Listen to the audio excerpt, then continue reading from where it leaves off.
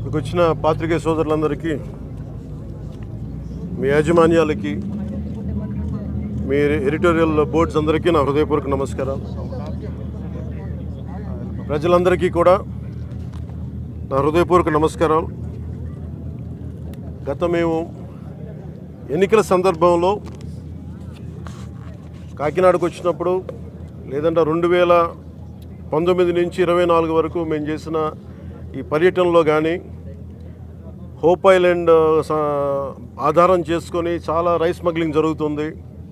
అసలు hope island ఎలా ఉంటుంది, ఏముంటుంది అని ఆ రోజు డ్రోన్ విజువల్ కూడా మేమే తీయించాం. ఆ రోజు మమ్మల్ని ఎవరు అలౌ చేయకపోయినా కానీ యువత, ఉత్సాహవంతమైన యువత వెళ్ళి డ్రోన్ విజువల్ మన మనోహర్ గారి ఆధ్వర్యంలో ముందు తీసుకెళ్ళి రిలీజ్ చేసాం, ప్రపంచాన్ని తెలియజేసాం. అలాగే ఎన్నికల సమయంలో కొండబాబు గారు కానీ, మనోహర్ గారు కానీ, మిగతా తూర్పుగోదావరి జిల్లా నాయకులందరం కూడా, రాష్ట్ర నాయకులందరూ కూడా, ఇది ఒక స్మగ్లింగ్ ఒక హబ్ అయిపోయింది, దీన్ని నిలువరించాలి ఇక్కడి నుంచి. నేను చాలా సందర్భాల్లో నేను మాట్లాడుతున్నప్పుడు, ఉదాహరణకి నేను 31,000 మంది ఆడపిల్లలు అదృశ్యం అయిపోయారు, దీని గురించి ఎవరు మాట్లాడలేదంటే ముందు నన్ను చాలా వెటకారం చేశారు, దోషం చేశారు. అది కేంద్ర హోంమంత్రిత్వ శాఖ పార్లమెంట్లో చెప్పినప్పుడు కానీ అది నిర్ధారణ కాలేదు. అంటే రీసెర్చ్ చేయకపోతే వచ్చే సమస్యలు. రోజున మేము కూడా మేము వచ్చి దాదాపు 6 నెలలు వస్తూ ఉంది. ఈ 6 నెలల కాలంలో మేము ప్రజలకు చాలా మాట ఇచ్చాం. మేము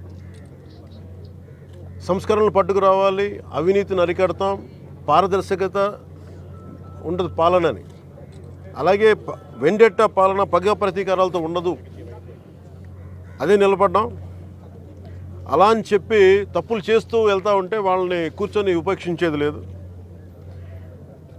నాదెండ్ల మనోహర్ గారు సివిల్ సప్లైస్ మంత్రిగా వారు అనేక పర్యాలతో ఆకస్మిక తనిఖీలు జరిపి దాదాపు ఇప్పటికీ 51,000 టన్నులు ఈ మనకి పబ్లిక్ డిస్ట్రిబ్యూషన్ సిస్టమ్ సంబంధించిన ఈ బియ్యాన్ని ఆయన పట్టుకోగలిగారు. గోదాం దాదాపు 13 గోడౌన్స్లో.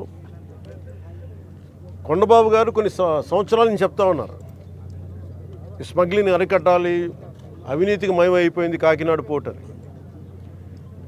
దీని వెనక Kakinada port is become free for all అని చెప్పారు ఇందాక. ఇది ఎలా ఉందంటే ఇప్పుడు వెళ్ళి చూస్తే, దీనికి ఉదాహరణకి ఇక్కడ మీకు ఇన్ఫర్మేషన్, అంటే నేను just to be more authority, authentic I'm saying this అని మీకు ఇది కొంచెం చదివి చెప్తున్నాను. ఇది మీకు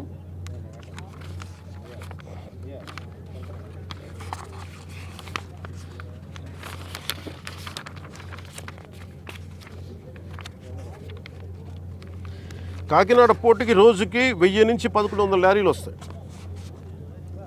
ఇది ప్రపంచంలో వివిధ ప్రాంతాలకి బియ్యం ఎగుమతి చేసే ఆ పోర్టులో చాలా కీలకమైనది.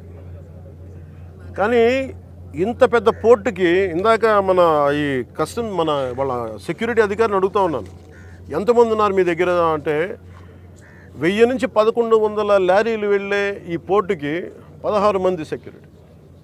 లారీకి ఎంతమంది ఉన్నారు మీరు అర్థం చేసుకోండి.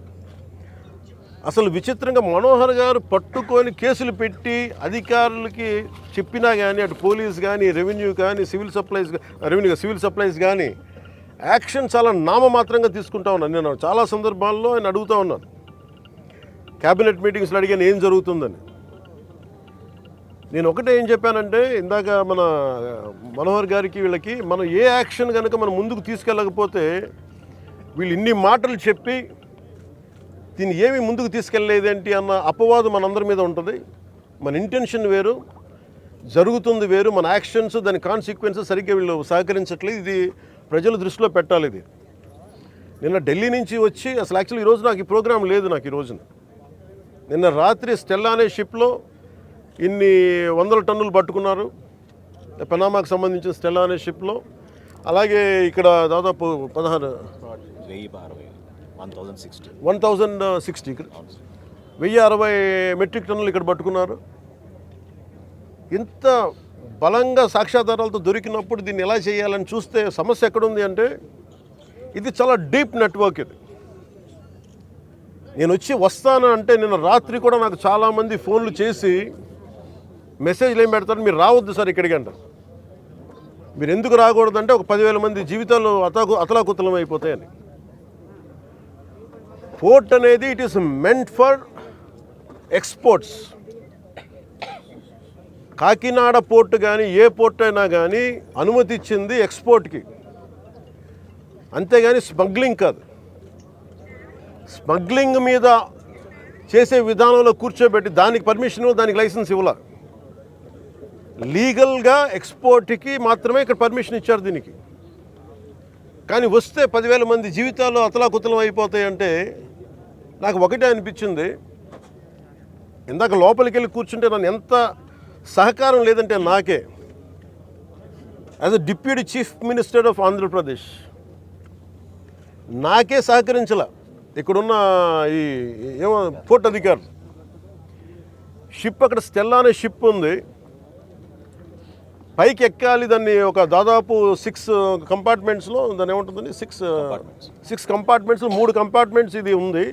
దాన్ని సీజ్ చేసి అక్కడ ఆఫ్ చేసాం.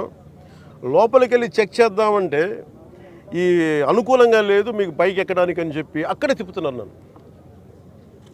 ఇంత ఆబ్వియస్గా నాలాంటి వాడికి ఇంత ఆబ్వియస్గా అందరూ చూస్తుండగా, అంటే దీని వెనక ఎంత డీప్ రూటెడ్ నెట్వర్క్ పనిచేస్తుందో మీ అందరికీ అర్థం. కొండబాబు గారు కూడా అదే చెప్తా ఉన్నారు. చూడండి సార్ ఎలా ఉందంటే అదే చెప్తా ఉన్నారు. నేను మీకు ఎప్పటి నుంచో మొత్తుకున్నాను సార్, ఇదే మీకు మీ దృష్టికి తీసుకొస్తుందని. ఇందాక మీకు చెప్పాను, కొండబాబు మనం కూర్చోబెట్టి మనం మెత్తగుంటే సరిపోదు, మనం గట్టిగా మాట్లాడాలి దీని మీద మనం అందరం అని అది చెప్తా ఉన్నాను కొండబాబు గారికి. మనోహర్ గారికి ఆయన being a civil supplies minister నాకు ఏమి చేయాలి, నేను ఎన్నిసార్లు చేసిన యాక్షన్ ముందుకు వెళ్ళట్లేదంటే డిస్ట్రిక్ట్ సివిల్ సప్లైస్ అధికారిని పిలిచి నేను అడుగుతున్నాను రాగానే.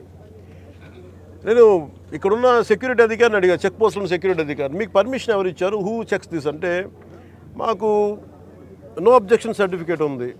ఎవరు ఇచ్చారు మీకు, దాని మీద అధికారికంగా ఏమైనా ఉత్తర ప్రత్యుత్తరాలు ఉన్నాయా? సమాధానం లేదు. డిస్ట్రిక్ట్ సివిల్ సప్లైస్ అధికారిని అడిగితే ఓకే నా కలెక్టర్ గారు చెప్పారు, కలెక్టర్ మీకు అధికారికంగా మీకు ఇచ్చారా, మీకు సమాధానం లేదు. ఇవన్నీ చూస్తుంటే ఇది ఏమైపోయిందంటే చాలా డీప్ ఇంట్రికేట్ నెట్వర్క్ లాగా ఉంది.